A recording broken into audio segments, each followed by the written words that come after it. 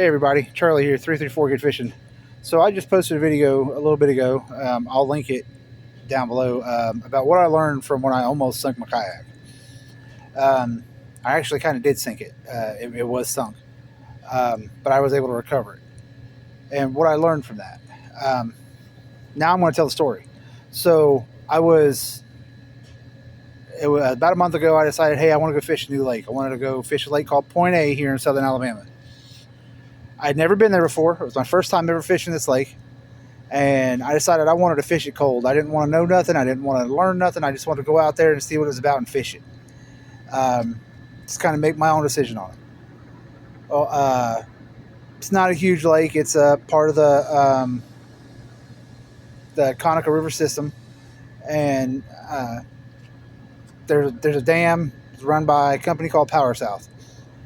I was down there, put in my kayak, and I checked the weather the day before. It's supposed to be overcast and a little windy, 10, 15 mile an hour winds around 3 o'clock.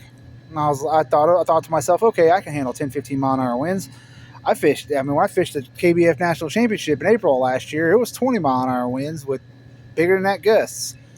10, 15 ain't nothing. There's a whole lot of difference between the lake I was on and Guntersville.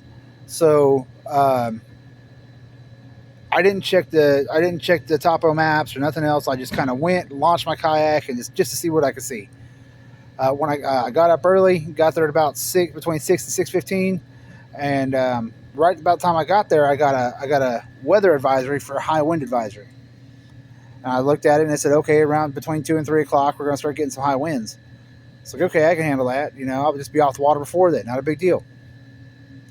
As it was saying, 20 to 25 mile an hour winds with 40 to 45 mile an hour gusts. So, okay, so that means I need to be off the water before 2 o'clock. Cool. And I was fishing around, having a good day fishing. I caught 6 or 7 fish at that point. It was, and then I had a bunch more bites, and I was just trying to kind of learn the lake. And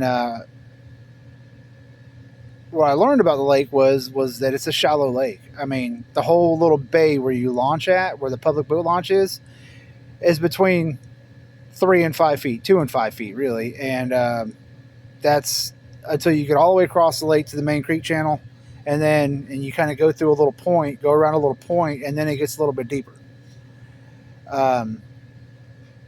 And that's the biggest difference between where I was at in Guntersville, was how shallow it was.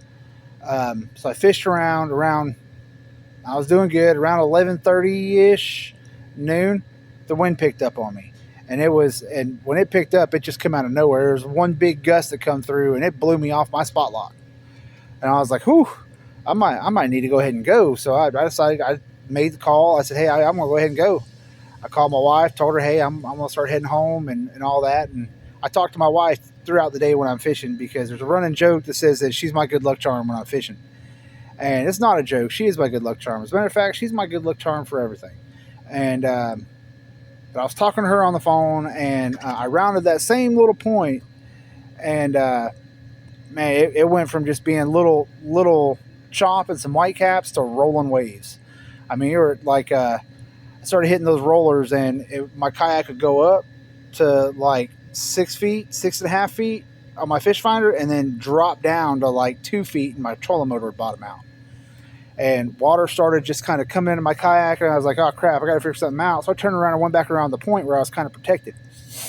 And I looked at my map, and I saw, okay, well, there's a little cut through right here that'll almost drop me off by my truck, and I should be okay. So I started to kind of go that way. Well, apparently when that map was done, it didn't show, or it was done at high tide, or while the water was high, and the water was not high that day. That water was only about a foot deep, and it was slammed full of bushes and everything else. And so I took about 10 minutes in there, and then decided that wasn't the way I needed to go, and said, I'm just going to have to tough it out and get my truck.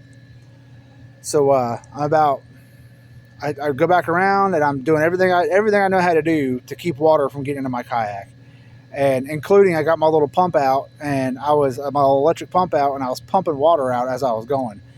But I have a native Titan 12 Propel, not the Titan X, the Titan 12, and if you know anything about them, they have a problem with allowing water to get into the hole if you get swamped real bad. And water was getting in my hole. And I could tell because I was getting closer and closer to the water. And I was on the phone with my wife, and I was trying to sound tough and sound brave. And I was like, yeah, I think I can get to my truck and everything else. And then it come to a point where I was like, there's no way. I mean, my truck was quarter mile away, but it might as well have been 100 miles away. I wasn't getting there. And I told my wife, I happened to look over and I saw a gentleman in a pink shirt. And I was like, hey, I see some people over there at this bank that's about 400 or 500 yards from me. And the waves are pushing into that bank, so I should be able to get there. I'm going to go over there. And maybe they'll give me a ride back to my truck. So I head that way, and I got about 20 feet from being on the bank, and my kayak just like sat down. It wasn't going any further. It was underwater. I got out, and the water was almost to my waist. Well, when I was kind of getting out and everything, they helped me get my kayak out. I was fortunate. They had a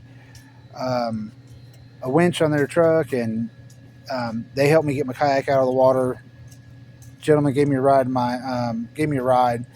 to my truck so I can get my truck and get my kayak loaded up and everything else, and we were good. Stayed on the phone with my wife almost the entire time during this because I know she was just as freaked out as I was pretending not to be. And so this is where the divine intervention kind of kicks in my opinion. When I started talking to the gentleman that gave me a ride in my truck, he said, well, how'd you even see us over here? I said, oh, well, I saw the gentleman in the pink shirt. I said, hey, there's somebody over there. I'll head that way.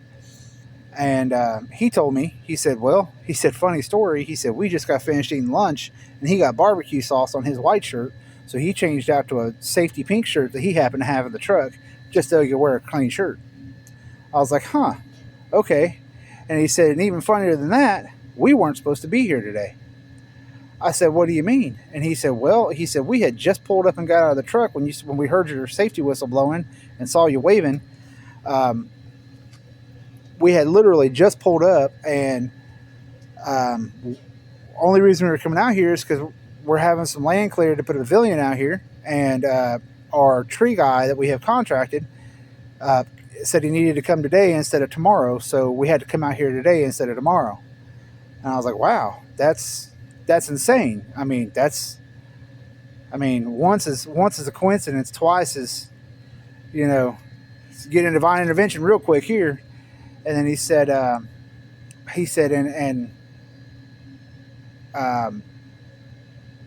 was like, well, it's lucky that y'all have winches on your trucks. And he said, well, another funny story. He said, when we left, the only reason we didn't take his truck was because